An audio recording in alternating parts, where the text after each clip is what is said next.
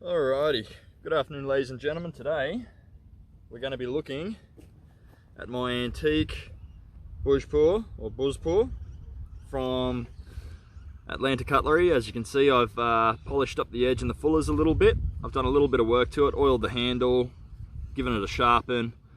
That's about it. So these are incredibly thick, well balanced and heavy feeling blades. Even though this is only probably about 670 grams, it feels heavy when you swing it. Obviously the balance is quite high up. It's right here. Thing rings like a bell. So it rings like a bell still. So the handle's solid for now. It's only a partial tang, no pins or anything holding it in. So we're going to see how it goes with my kind of testing. Now, if the handle comes off, I'm not going to be too worried. I bought this to use as part of a research, sort of functional research, to see how quickly these fail. But for now, this is what we're doing. Okay, so 670 grams, 13-inch blade, roughly 4 to 4.5 inch handle. Perfect size for my hand. It fits perfectly. Very good. We're going to do some chopping. We're going to do some splitting. I will be doing some batoning on this. I don't care what anyone says about that. I bought this to test and use and find out how we go. If it holds up, no problem. It'll be, I'll clean it up, make a sheath for it out of buffalo leather, keep with the culture and stuff, and I'll use it. Perfectly fine. Good thing about having the balance up here is you can choke up on it, no worries, and use it like a kitchen knife. Because point of balance being there, yeah, you'll wear out faster than using an actual kitchen knife, but otherwise it is sharp enough to be used for that kind of food preparation. And to show that, I will be doing a hair shave at the start and a hair shave at the end. So we'll do the hair shave. Do that real quick. Do I have arm hair that I can shave? Let's have a look, see. There we go, I've got a bit there.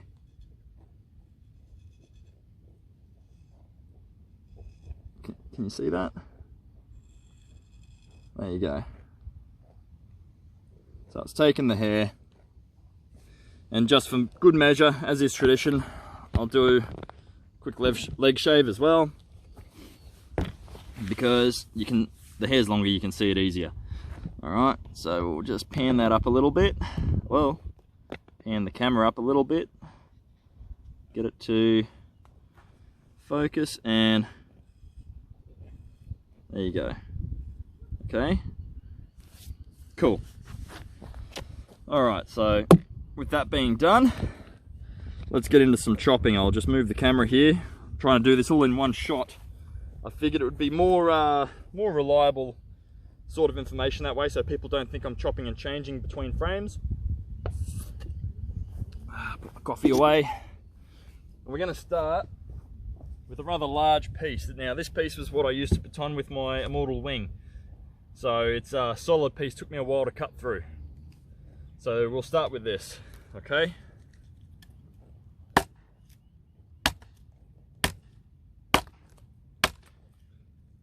First thing I can say is this hardwood doesn't stand a chance. It's chipping out like an axe, which is what these were supposed to. They didn't replace an axe, but they were to sort of act similar as one. The only thing I'm worried about is this handle failing, but we'll see.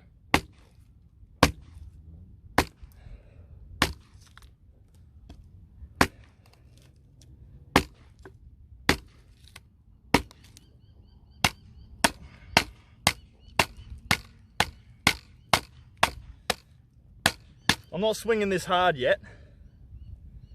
It's still only soft. I can't really chop from this side because this is in the way, so we're just going to keep going this way, and maybe the sides here a bit.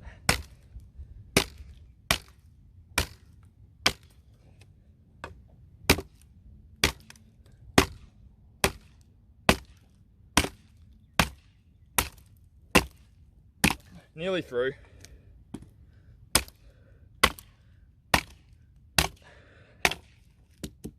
There you go. Edge is fine. From what I can see, we've got no chips, no warps. So now we go on the big bit.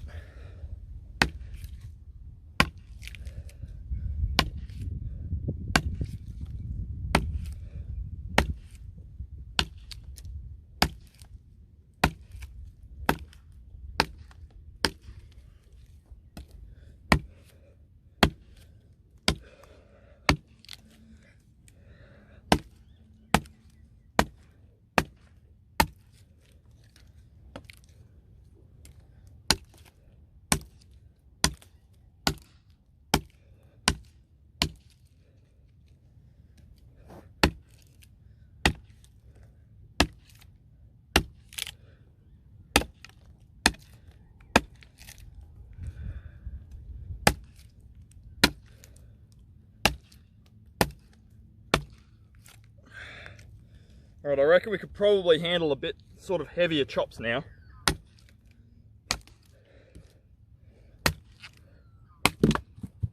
There you go.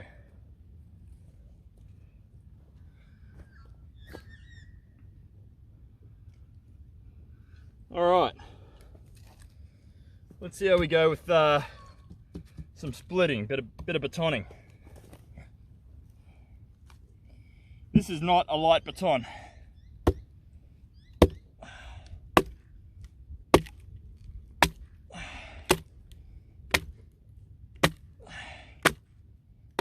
There we go. So there you go.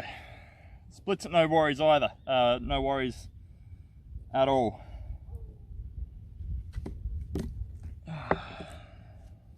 So I can do pretty big stuff.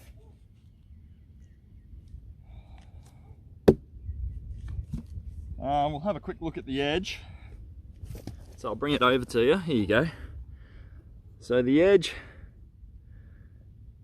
is fine. Feels like it's lost a little bit of its sharpness. Only a little bit though. We'll get a piece a little bit smaller. So I'll pause this, I'll get a smaller piece and we'll be right back. All right. I imagine that this would be closer to the sort of thing that they would have used these for, besides obviously using it as a weapon. So it should excel quite a lot in cutting through this. It's still a bit springy. It's not fully dead. So I'll see how we go. That was one properly placed cut. I'll try up here. Straight through. Straight through. All right. And this is what you want. You want it to go through with one hit if you can. Up here it won't. It just won't.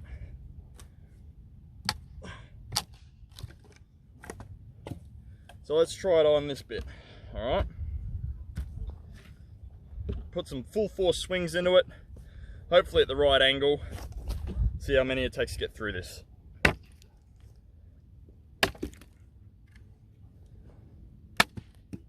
Three. I think that is perfectly fine for this kind of blade. One. Oh, that was a bad shot.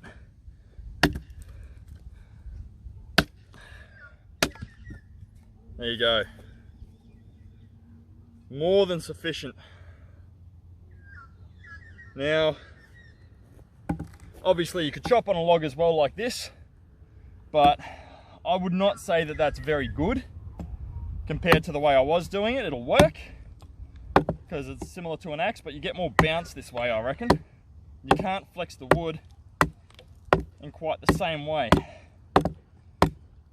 but it will get through it, you see? And it doesn't stick much. I just prefer the leverage and the power of doing it more like that. Okay? It's better. So, really happy with how this is performing so far. We're going to get another piece and we're going to just do a little bit of, see if I can just whittle a bit with it. Now obviously you wouldn't normally use one of these for that, but let's just see how we go. Here's a feather stick I did with Immortal Wing. We'll see how we can, see if we can carve with it. I'll start this way.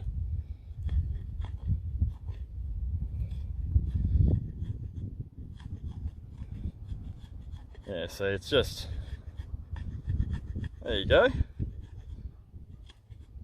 It's quite weighty, so it's a bit hard to do, so we'll do it this way instead.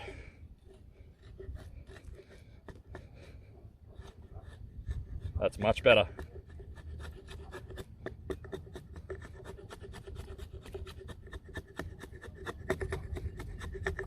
Much better. There you go. Sweet. And as I was saying, due to the fact the balance point's up here, you could also slice with it. You know, do a bit of slicing, food prep. Normally I'd carry a smaller knife for that, obviously, but if you had nothing else, you can also carve this way, by the way.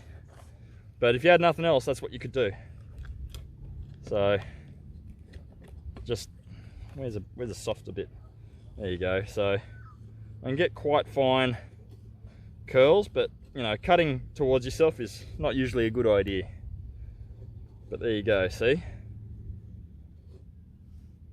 The finer curls in the middle there, right there. That's what I was just doing then with this. You can get them very, very fine. So you can obviously draw knife this. I don't know if I've got anything I could really use as an example for that that's long enough. But yeah, obviously you just grab it like this and you draw knife, or that way as well. You can go that way and draw knife that way. Do some planing and stuff with it. Might find another piece real quick, do a bit more chopping, and then after that, we'll do another sharpness test, see if it still shaves after that. All right, I'll be right back. Here we go. We've got got an old tree here.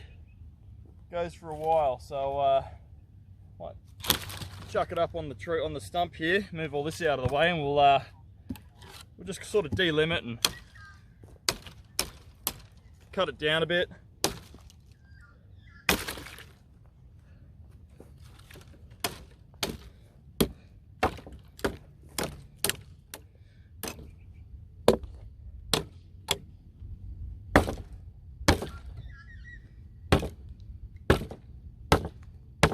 So yeah, as I was saying, on tree stumps, it doesn't do so well. You gotta, like, I would have had this off by now if I was just doing it my normal way. All right, so let's just do that. I'll just take a few more of these limbs off. Very good for delimbing. Fantastic.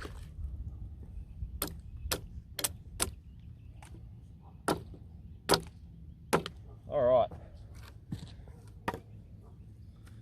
So let's cut this down.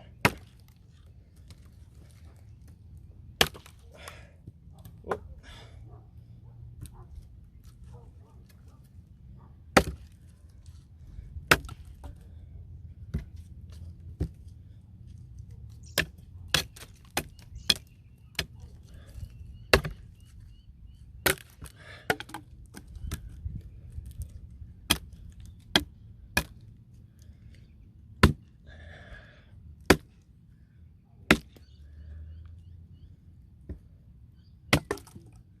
There you go. Made short work of that, real short work. All right. See how it stood up. Hold on, can you see? There you go. Surprised I've got any leg hair left. All right. There you go, still shaving. Nowhere near what it was, but it's still doing it. And I mean, these blades, really, if you think about it, they don't need to be shaving sharp all the time. Your forward weight, the edge geometry is more than enough to cut through the wood. The shaving sharp is just something I do because it's a preference. But yeah, so you can see functions well, and held an edge relatively well considering what I've done with it, and it could keep chopping the way it has been probably for another couple of hours at that rate before it actually dulls. But there you go, you can see if the, there you go. So the handle's still solid too because it's still ringing out. You know, I've got another one from World War II. It's a stick tang. This is only partial tang glued in. Got a stick tang, and it doesn't ring at all because the handle is not solid enough to the blade for it to be able to reverberate through the whole lot as if it's one thing. Whereas this is solid. This is really, really solid. If I was to get one of these reproduced now, which I do plan on doing, 2 pins. Still a partial tang, just 2 pins. And I plan on doing that very soon when I get something like this remade. Probably a little bit lighter for this length, but balance and everything exactly the same. Everything else is exactly the same, but just 2 pins there, because this could fly out at some stage and kill someone. It's not very safe. 120 years old or close to, could be 80 years old, anywhere between 80 to 120. It's debatable. And the handle's still solid.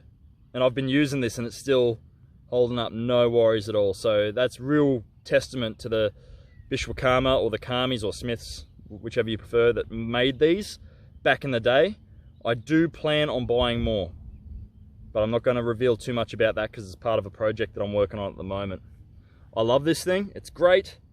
If you can, you should go into IMA or Atlantic Cutlery and buy one, because I don't think they've got too many left. All right. This was a hand select and it came beautiful. It had one chip up here somewhere that I had to clean up. That was it. Anywho, that's enough raving about that. Get one. If you have the money, get one.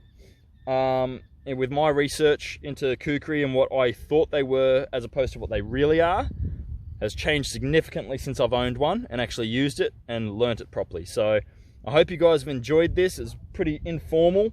And let me know what you think. In the future, I do plan on getting this bloomery steel tested and see what it's made of as well, because I think that would be very interesting. All right, thanks guys.